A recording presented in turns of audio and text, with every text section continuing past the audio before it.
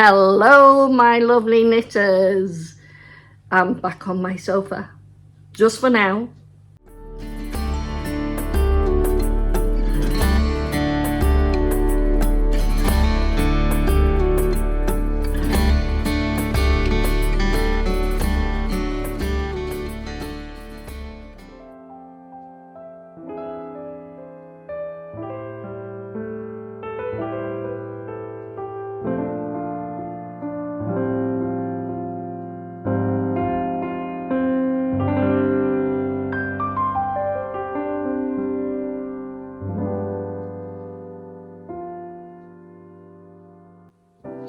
Hello there, my lovely knitters. I'm back on the sofa today.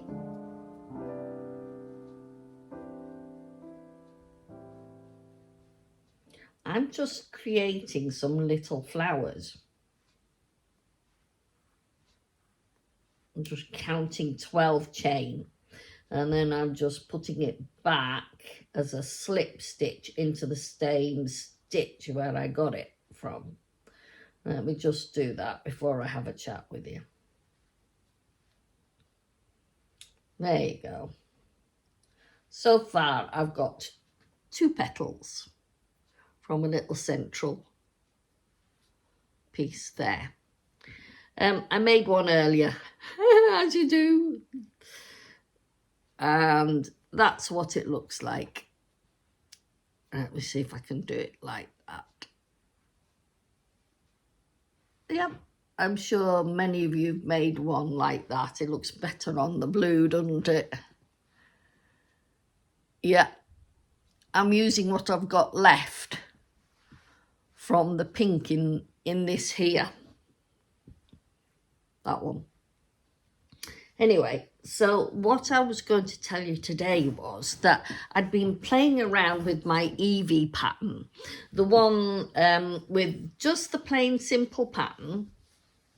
This needs to be washed through and pressed because it's bobbling up in places, but particularly on the back of the neck where I did the short rows. So this is the Evie sweater, but this time I've added in some pattern and some colour. If you're not a Fair Isle lover, I'd like to say it that way, then why not add in some little rows of different colours? I mean, I'm just using pink and blue here, but you could use other colours that are matching, that coordinate. I suppose I'm looking at the cushion, you could use these sort of colours to blend together, that sort of thing. Make your own colour palette and then play around with it. But the Evie sweater is useful, being a plain sweater.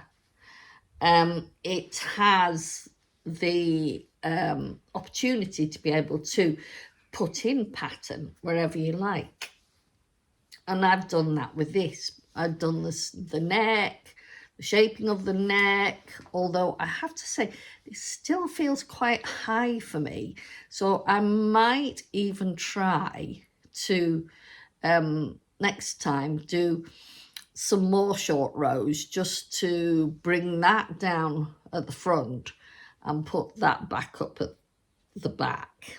But we'll have to see. We'll see. But at the moment, as I say, it needs a bit of a rinse through, or as you would call it, blocking, just to emphasize the neck shape again.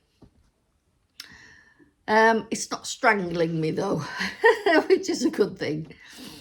So what I did was I used the old shale pattern, which is got other names, but the Shetland name is Old Shale. And so I just did a few rows here after the increase. I did a few rows of that there, changing colour. Let me just come forward a little bit. You can see possibly the little lacy bits. Then I did a few rows between, and then did another increase row, and then fitted that next few rows of the old shale pattern.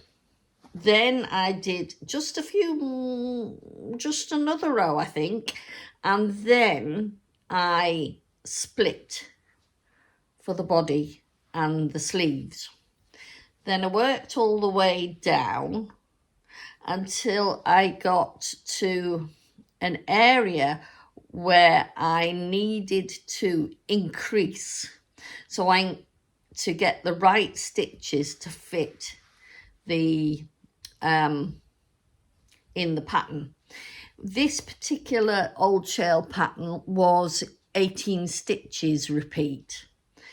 Personally, I think with the Evie pattern, I would probably go for a 12 another time in the other sizes, but you may have to adjust the stitching, the amount of stitches when you get to the body. So for instance, I always have about 100 stitches on each side, 200 stitches around this bit here, right?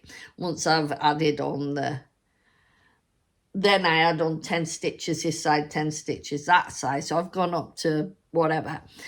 No, it's 180 at 20. So that's 210. Well, divide 18 into 210 and it ain't going to work. So once I've come down this point here and I get to this bit, where as you can see, I've only done one row and one row here, then you need to add some stitches. So what I did was a couple of rows on each side. I added about,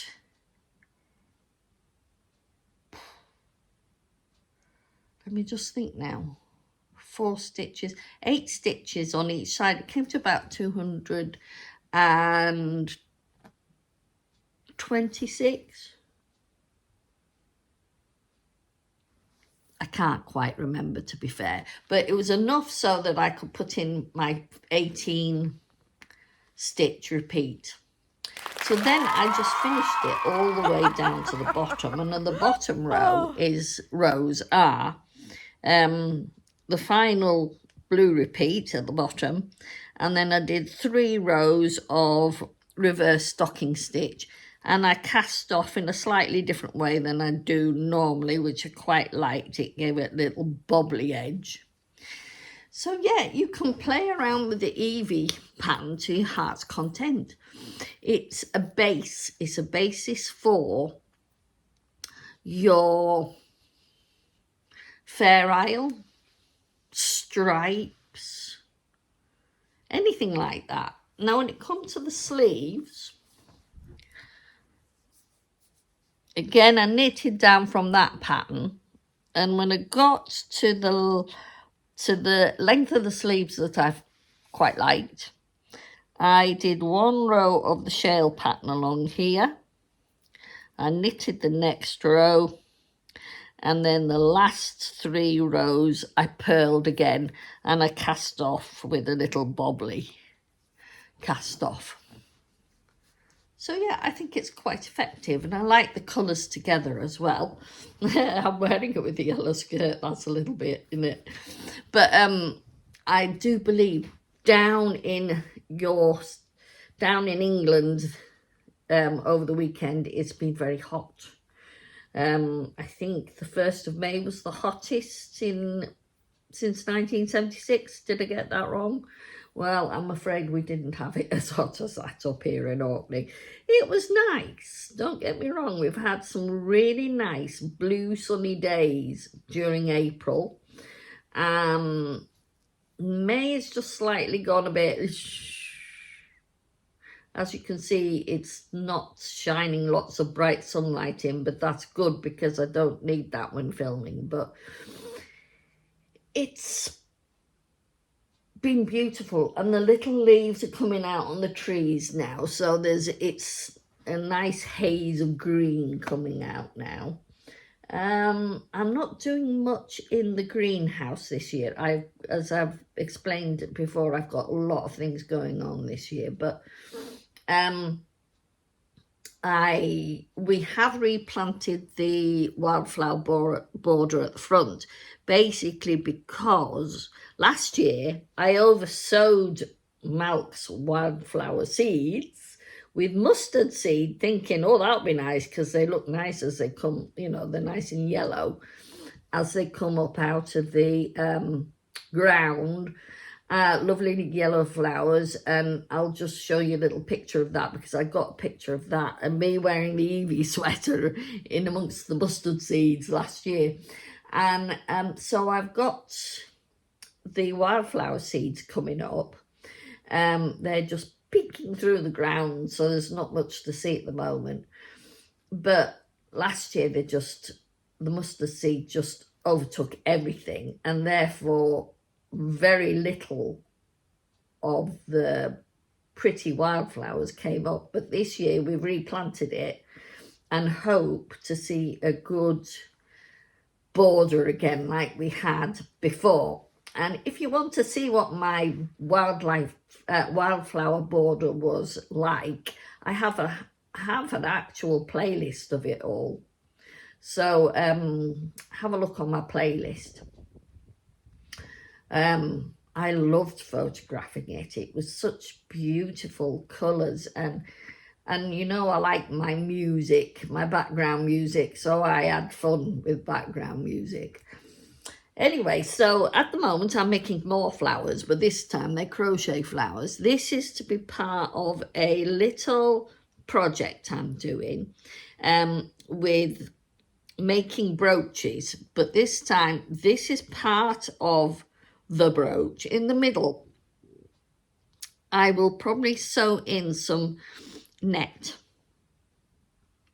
and then in the middle of that stick a little gem heart, behind that some pretty flowery fabric, just so that it sort of shows through the flower. And then behind that piece of fabric, which will be gathered, so it'll be fluffy, frilly. And behind that, I will put a larger circle of Harris tweed, and in a lovely lilac and green colour. And I will trim that with zigzag all the way around on the sewing machine, and then gather that, and then on the back, when all that's put together, I shall put a little brooch pin, so that it's quite a nice sizable flower pin. So that's my my project. It's for some visitors during the summer, so I'm working on that at the moment. So I won't be doing as much on the knitting side, but I can because at the moment, as I say, I'm going to be pretty busy. Oh, what the other thing I wanted to show you was, as you know, I have got the Frosty cardigan, the pink one with all the lovely frills, the one in this colour, and I'm wanting to do a pattern for that. But also I've tried it again in a different way, but I did it in the blue. And I tried to do one with a curved bolero style front, and I don't feel it worked. So what I'm going to do with that is, see, I tried to do it short rows. I don't like it. So I'm going to pull the border back and just leave it. Leave it at that point there underneath the buttonhole. There's a buttonhole, and I did some better buttonholes as well. I'll keep the shape of it, but then that kind of rounded shape, but then I'm just going to put the frill. I loved that frill that's on the pink cardigan, so I'm just going to do the same thing but with a slightly shaped cardigan. And then again we'll do the plain sleeves and with the frill on the end, because it was beautiful. I think,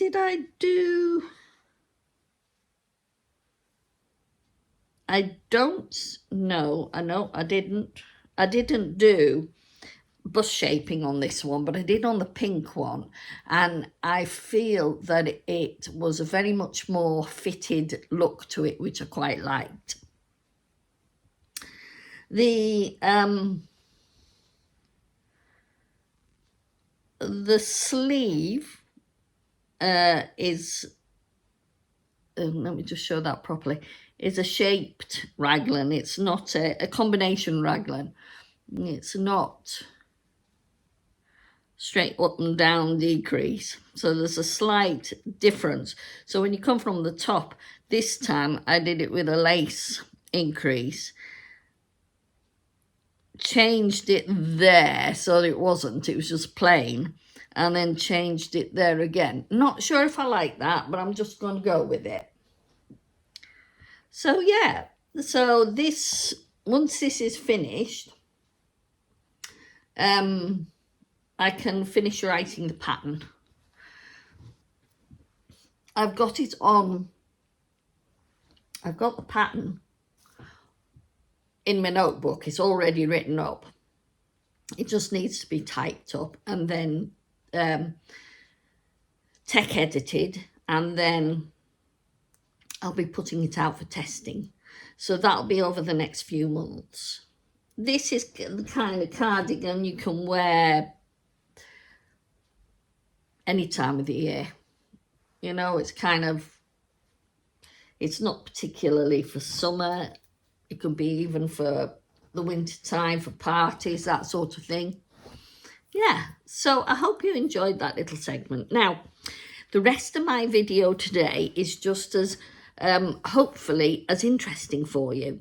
It's documenting some of my my visits in the past month. In April, I travelled a little bit onto the mainland. I went to Aviemore, and I also went to Port Soy, which is in Banff, or more near to Aberdeenshire. So I've documented some of that with some lovely background music. And also I wanted to have a chat with you about a discovery that a friend of mine made in the Dunrobin Castle, which is the Munro, one of the Munro's castles, I think, but it also was owned by the Earl of Sutherland, and still is, I think. And he made a discovery which is in connection with my book, The Mysterious Queen of the Isles, Mary Queen of Scots and the Hidden Man.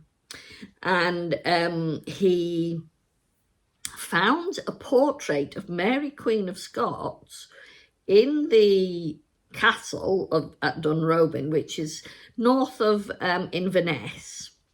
He found a portrait of Mary Queen of Scots, and it was called the Orkney portrait, which is extremely interesting. You need to read my book to understand why, because Mary Queen of Scots' connection with Orkney is very, very interesting and very interesting to play with as a story. So please, please go and have a look.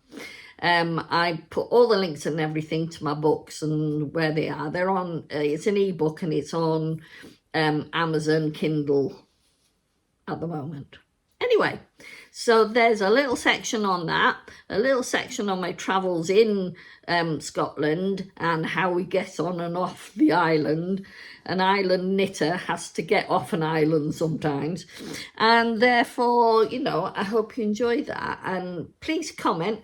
And if you like what you are seeing from me, please subscribe, and please, this really helps. I need to get to 1,000 subscribers. Let's see if we can get to 1,000 subscribers.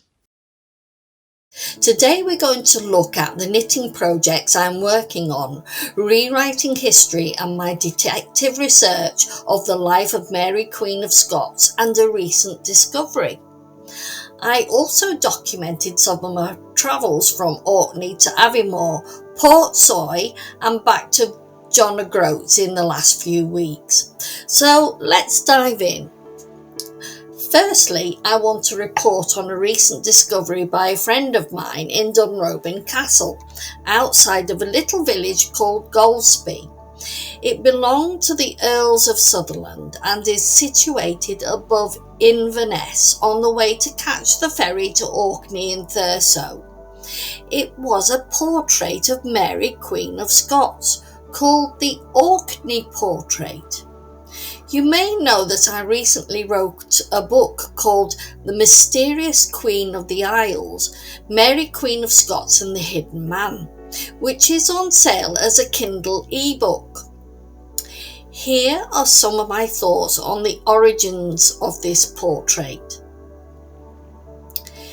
They told me she drowned. Jane, or Jean Kennedy, lady in waiting to Mary Queen of Scots, that she perished on the way to serve a new queen, Anne of Denmark. Lost to the sea, her body never found, and with it a whisper of Scotland's royal past. But what if they were wrong? What if she didn't drown at all? What if she lived on, married, settled, remembered not as a victim of fate, but as a silent witness to one of history's most turbulent courts? It started with a portrait hanging quietly in Dunrobin Castle, its subject Mary Queen of Scots. Locals call it the Orkney Portrait, and something about it unsettled me. Who had painted her? How had it got to Orkney? Old accounts say the Kennedy girl who served Mary was lost at sea. But then I heard about Cowan's 1833 tract. It was half history and half genealogy, arguing that Jean Kennedy survived, that she married George Trail, a servant to Robert Stewart, Earl of Orkney, the half-brother of Mary Queen of Scots herself. The pieces didn't fit at first, until I traced George Trail to Westness on the Isle of Rousey, a southern to the trails of Bleebo in Fife. They were a cadet branch of an old loyal family. They weren't just landowners, they were embedded in power.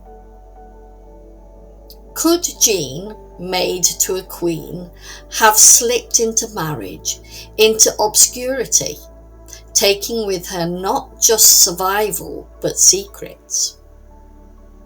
Some say she carried with her jewels meant for Anne of Denmark. Others whisper that the jewels were lost in the sea. But what if they weren't lost at all? What if they were handed on in silence, heirlooms hidden in Orkney, misattributed, forgotten? Wouldn't that be exciting? The Trails and the Balfours were old island families. The Balfours were strongly connected to Mary in ways so strange to believe. And so I returned to the portrait. A lady who escaped one royal tragedy only to vanish into another.